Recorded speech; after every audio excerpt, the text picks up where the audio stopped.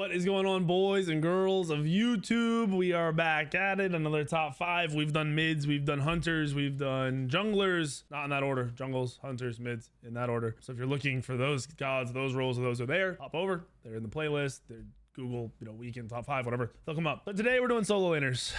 We'll just get into it. It's that simple. It's that simple. Warriors are simple. Who would have thought?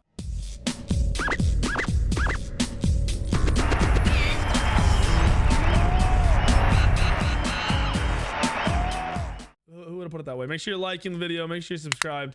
Drop a comment if you have any questions. And we're going to work our way from number 5 up to number 1. Number 5 on the list is Nike. Seen a lot of success from Nike actually for the last year or so. Nike's been performing. We're in a warrior meta where warriors slam and they hit hard. Nike has a very safe laning phase, has good mobility, has great peel, does well into hunters because of the 2, and has a disarm. So 2 abilities that counter hunters in a hunter meta. Who would think Nike's good in a hunter meta when you can do all that stuff? Crazy, right? Oh my gosh, hard to put together. If you are not very comfortable in your gameplay, especially in the solo lane, then Nike might be what's for you. You gotta get out of jail free card in the ultimate. You've got mobility and a way to get out and escape in the leap. You have very easy to hit abilities. Your 2 can't necessarily be used too wrong. It can be used wrong, but not too wrong. So Nike might be on your docket if you're looking for gods to play. The build for Nike is here. A lot of the warrior builds will be very similar. I'm going to be honest with you. Parts of these builds I don't fully understand. There's parts I do and parts I don't. This is not my build. These are builds that were pulled from professional solo laners. Your solo trolls or I'm not saying this is, but these builds are pulled from solo troll, fine, okay, a lot of different people. Here it is. There's parts like I said, I do understand, parts I don't. So we have Sundering Axe.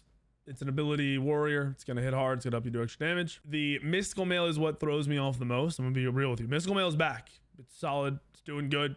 I get it. Great. Fantastic, right? But being in the 3rd slot is very weird from the 1. I don't know. I don't know.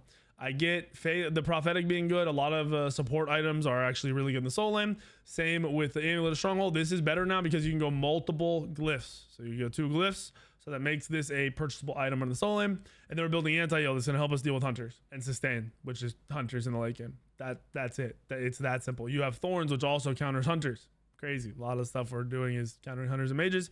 This kit hits very, very, very strong. And honestly, a kit like this is going to be used on most ability solo lane warriors. It's Nike. It's not that in-depth. It shouldn't be that surprising. Now, Nike number 5 on the list. Number 4 on the list is Serter. Serter is in the weirdest place ever because warriors are good, but people are trying to say Serter is a weaker warrior. I'm not processing that in the slightest. The 1 basically does 60% of someone's health by itself in late game team fights. So it's a warrior that actually scales. One of the only and very few warriors that scales into the late game without needing to build a ton of damage items, which is where that's the kicker. That's like Balona scales in the late game, but Balona's going kind of hybridy. Balona's getting kins. Balona's going to have acts of animosity. Same with Osiris. Ballona's better than Osiris, but that's besides the point. Serter, from a lot of people have said bottom warrior. Not even close. I'm sorry. I'm just going to be straightforward with you. They are incorrect. They are wrong. There's no world where Serter is a bottom warrior. Being able to just one somebody for that much, you have to accept that there's no counterplay to it. It's a tank doing that much damage, and his kit has a semi reset basically out of the ultimate, which is rare in a warrior kit that does damage. Usually you're full committing to do that damage. He's not. He can actually use it to get out, right? The big thing with his 1 doing damage is pairing it with an item, Archdruids, and realizing how the passive works. Not this part of the passive, the stacking part of the passive, which is part of the 1. You need to min-max stacking your 1. That's when a creep dies with your 1 on them. Okay, it will give you a stack. I had someone ask me the other day, how many stacks should I have at 30 minutes? When I was playing Serter and really prioritizing that, I was getting close to 100. That's not a perfect game, but that's also not a terrible game. So anywhere from 80 to 100, you're in a good spot, I think, at 30 minutes. Scale that down however you see fitting. But that's a really big deal with Serter's damage. Now, the other part I talked about is his build. The build and the item is why he's as good as he is. So we're pairing Serter with Archdruids, which a lot of warriors gain a lot of value out of Archdruids. If you don't know what Archdruids does, Every time you take damage equal to 5% of your HP, you get a stack. Once you get 6 stacks, your next auto bursts the enemy god that you hit. It bursts them for, I think it was like 280 or 300 or something like that. I'm not going to do the math. It's somewhere around 300 damage, maybe a little bit less. So you're pairing a 300 damage burst on top of an auto burst on top of the 1 burst. It's hitting for 50 to 60% of a lot of squishies damage. Between that and the 3 being on top of them, it's ridiculous the amount of burst that this god is really doing. He is still building super tanky. One of the higher rated Serters currently runs Sekhmet and really likes it, which makes sense because your passive makes this proc, so it allows you to get your 1 off more and get stacks up faster. You're still getting an axe because you want to be hyper. This build is hyper tanky, as you can see, hyper tanky. You can change out your last 2 items as you see fitting. You can get a spirit robe here if they're more physical, or you know there's a less magical you have to worry about. If there's more magic, you can go double magic. If it's double hunter, you can go double physical here. You don't even need magic defense if it's double hunter. You have a lot of options in these last 2 slots. So realize as long as you're building heavy defense items in these slots, you're in a very good spot and you're not hindering the build at all. This god is not hard to play. It is a lane bully. It gets a lot of early kills against warriors, which is not common. A lot of these warriors are struggling to kill each other right now. Serter's not. Serter is one of the few warriors that actually does get early kills. So playing this god, learning your matchups, big deal for making him work and being as good as you can and getting the most out of him. So he is number 4 on our list. Number 3 on our list is not a warrior. It's Guardian, but it shouldn't be surprising because it's Bake. Bake is broken. I had somebody new or somebody come back who hasn't played Smite for a little while, asking me is like, I still don't know what the god does. What makes him OP? Does this make him tanky? Does that make him tanky? And then I was like, you know what? I don't even remember all of the kit because it's just paragraphs, right? You have to read a book to read his abilities and his passive. But if you actually read everything, his kit is crazy because his 1 is his conversion, right? It's not actually making him tankier. Or sorry, his passive. His 1 is making him tankier. He gets 6 protections per stack. He gets 10 stacks at max stacks. That's 60 protections of each from an ability, right? Then we go to his 2. When he curses somebody, they take more damage. Or sorry, there's an amplified curse and a regular curse. When you curse somebody, they do 10% damage less. They do, yeah, 10 less damage, 10% less damage. I can't speak. When it's amplified, it's 20% less damage. So you're getting 60 prots. Your 2 is making them do way less damage. Then we come over to the 3. You have a stun, which is up to 1.5 seconds, which is a really high scaling amount of time for a stun to go from 0.5 to 1.5. That's a big deal. You have to process how big of a deal that is. And then we go to the ultimate, and it makes it so your autos hit as hard as hunters. Your autos with full defense build will hit between 250 and 300 onto someone else. If it's a squishy, they can hit in the 300s. While being hyper tanky, while slowing them and what do they call it? Time is dilated, so they move slower, abilities go slower, everything's slower in slow-mo, but you're not. I mean, the kit is so basic and so boring and so OP that it blows my mind that it exists. I can't see this god not getting nerfed into the ground. It's probably the best. It is the best god in the game. Next to, like, in support and in solo, like in both roles, it's still top god. You pick it and go to either role. It doesn't even matter. He's ridiculous. And then when we're going into builds, we do have a build for him. I don't think I have a support build up yet, so I'll get that up when I do the support video. But here's a solo lane build for you. Similar to the warriors, you get value out of attack speed, so you're looking at phalanx. It's also doubling up with the protections from the passive, and then the other stats are crazy. You're going prophetic because you're basically just running at people spamming and being annoying because it's very hard to kill you, nearly impossible. Mystical mail to just scale up on that AoE damage you're already doing by just being on top of people. The new void item, Void Dalmaru, I think I said it right. I hope I said it right. It's basically magical void shield. It gives 10% pen aura for you, and you're tanky, and it's magic defense. It's great. And then the last item is Stone of Binding, giving you more pen. This is basically just going to make you hit very hard. You also have anti-heal, so you can run at hunters, you can run at lifesteal gods, and then you just trade with them very well. You can swap out items if you need to. If crit is a problem, you could throw in a spectral instead of a Stone of Binding. That's perfectly fine. Or whatever item, whatever pure defense item you need in the slot, it's fine. Nothing wrong with that. Bake is just crazy. I don't know what Hi-Rez was thinking when they put that god together and then also released him as he was. I really don't. So that's number 3 on our list. Number 2 on our list is back to the warriors, is Balona. Balona had the craziest resurgence we've seen out of a warrior in a very long time. She was played all of Worlds, like a lot at Worlds. And that translates to ranked. Like she's one of the, not always does the soul lane or some of these gods you see that get picked at an SPL level translate exactly to ranked. Balona does. Balona's kit's crazy. A disarm, 2.2 seconds. You can destroy hunters. Now the big thing with this is important. With Balona's build, you're going some damage.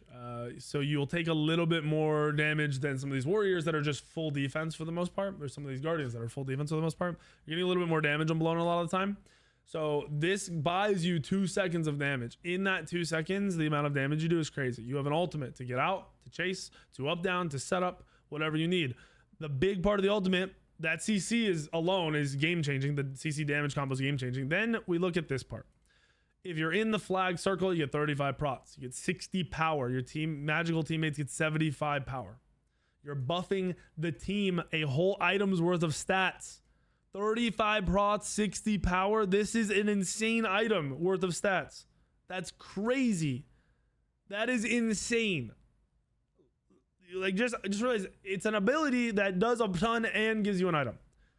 Then we have the disarm that we talked about, which is built-in sustain. This built-in sustain is very valuable. Why is it valuable, you're gonna ask? Because there's no more life stealing on objectives. So having hunters take objectives is not, it's really just not something you do. So a lot of the time the warriors end up doing it. They don't have sustain. Well, Balona does. Great. Lane clear, AoE autos off your 2. Boom, sick, right? And then a 1, which also allows you to buy time while going on hunters. You have your disarm for 2.2 seconds. You have blocks on autos from your 1 being up.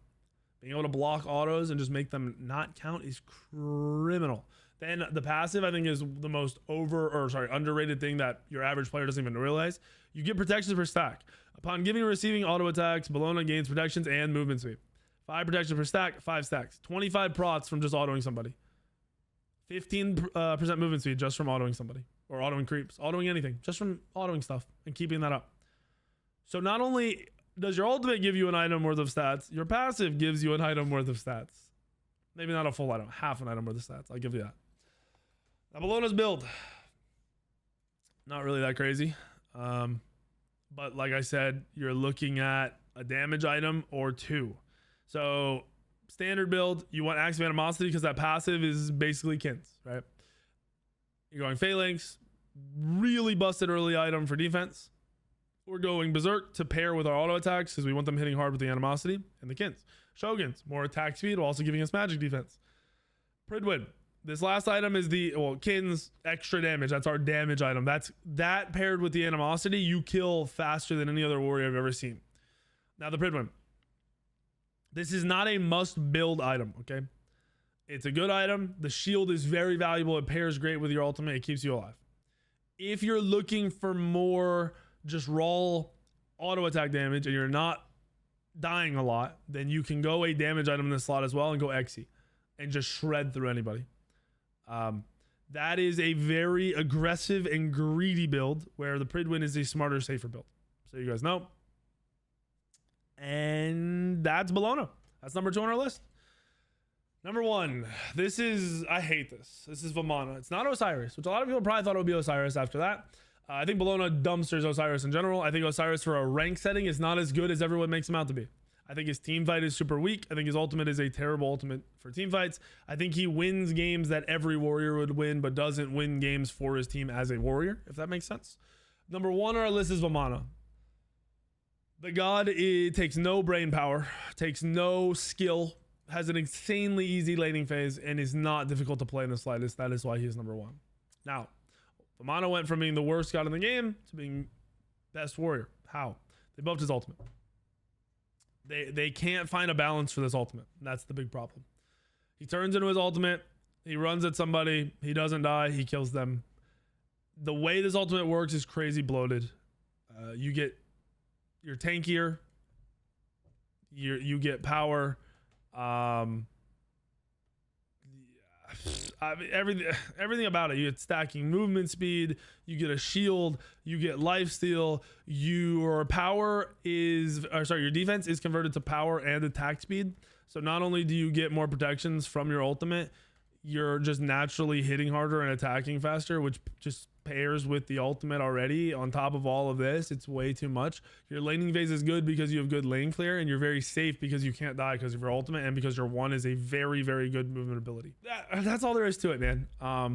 The ultimate makes or breaks this kit, and his ultimate is bloated again. It's that simple. There's so little thought for this god. Here is the build. Similar to Balona, you're looking at Axe of Animosity, we're looking at Phalanx because we're playing around an auto attack style, because we're basically, yes, our abilities hit hard, but they cost a lot of mana. We're not looking to play an ability build. We're playing to ultimate somebody and kill them. That's what the Animosity is going to let you do. Phalanx is going to let you do. Berserker is going to let you do. These 3 items are also scaling into the physical defense, giving you more power and more attack speed.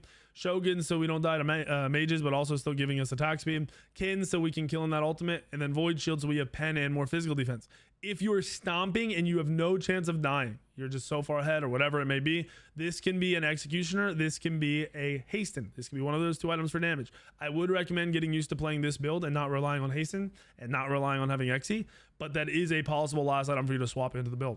How do you play the god? You literally blink on a mage or a hunter. You throw your abilities at them. They will dash away. You will ult them and kill them. If their dash is down, they're dead. If you interrupt their dash, they're dead. If they don't have a dash, they're dead, because you're going to ultimate and you're going to hold left click. And that's it. That's the end of it. That is the solo lane. The solo lane has so little to talk about because it is so basic and so easy to be great in that role. Even if you're not a good solo laner, it is not hard for you to pick one of these gods, play the lane to not die, and then rotate into a team fight and run it a squishy. That's all you got to do. That's it. So hopefully you find this valuable. Hopefully you like the play styles, the gods, the builds. If you have any questions, put them in the comments, hit the like button, make sure you subscribe, and I'll see you in the video later tomorrow, the next day, and the next day.